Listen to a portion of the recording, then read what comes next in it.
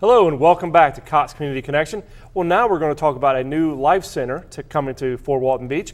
Joining me to talk about that is Reverend Cecil Williams. He is the pastor of Gregg Chapel, AME Church on Carson Drive. Thank you so much for being my guest today. Hey, thank you, Cam, for allowing us this opportunity to talk about the Life Center and where we're going. Thanks so much. Absolutely. I know it's an exciting topic for you guys. It's something that y'all are really working hard on and making a lot of progress on. So I want to talk about the Life Center itself, and then of course the event you have coming up. So let's start off with your church overall, with Gregg Chapel. Okay. Tell us a little bit about Gregg Chapel, kind of some of the things that you guys do for the communities, Okay. And some of the programs you guys provide. Sure.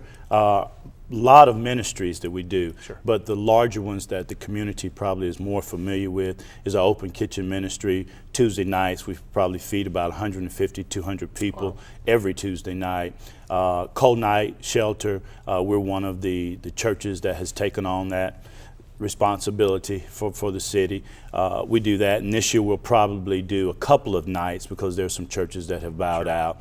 Other things with our women's ministries, various things, but our newest ministry, of course, is this Life Center, and it's huge. It's a building that we're trying to really bring together for the use of the community. And let's talk about that. Obviously, this is a great thing that you guys are doing for the community. And when you and I first talked about it, I was really excited about your vision for the Life Center. So kind of take us back to the beginning, how Gregg Chapel got the building and where we're going from here. Sure. Well, one of the reasons, first of all, that Gregg Chapel became interested in the building is sort of the history of the building. The building was named after Chester Pruitt. He was the first black policeman for the city of Fort Walton.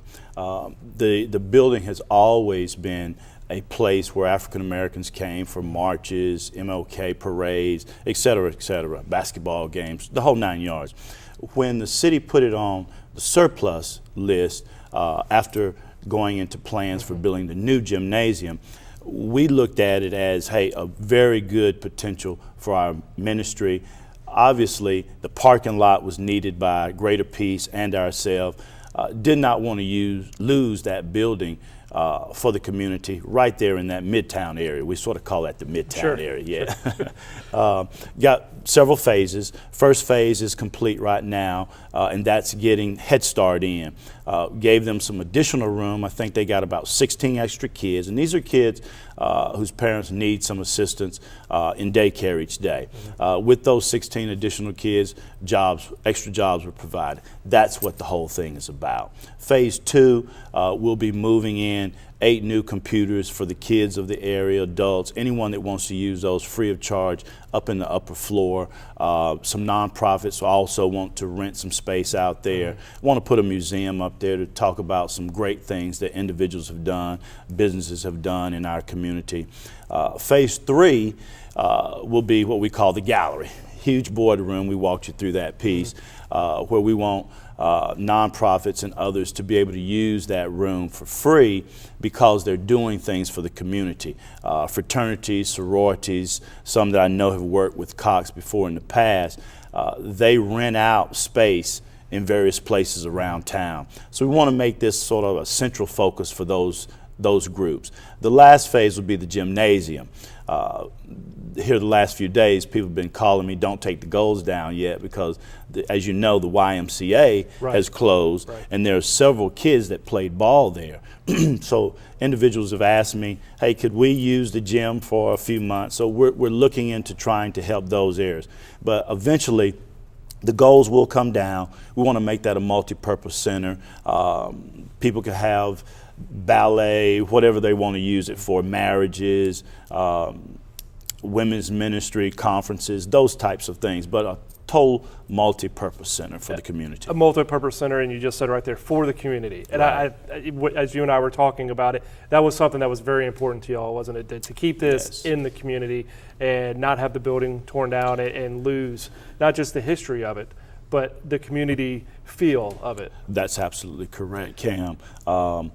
Always want to do things for the community, and there's so many groups out there trying to do things churches trying to do things. We're not just tying this to any group of people. We want the use of this building to be very diverse. We want everybody to use it. That's why we're calling it a ministry. Well, let's talk about your red carpet affair coming Sure. up. We got about a minute left, so I want to touch on that. You have a fundraiser coming up for the Life Center. Of course, the church can't do it all themselves. Absolutely. So tell us a little bit about the red carpet affair. Exciting event, going to be out at the Ramada. We have Susan Taylor coming in. Many folks know her from her history as editor of Essence Magazine, one of the largest magazines for ladies. She's going to be coming down speaking. She's also the president and CEO of National Care's mentoring program, and that's how we became connected with her. She'll be speaking. Also have Geoff McBride, a gentleman from our area now. I see him doing a lot of various things. He'll be our entertainment.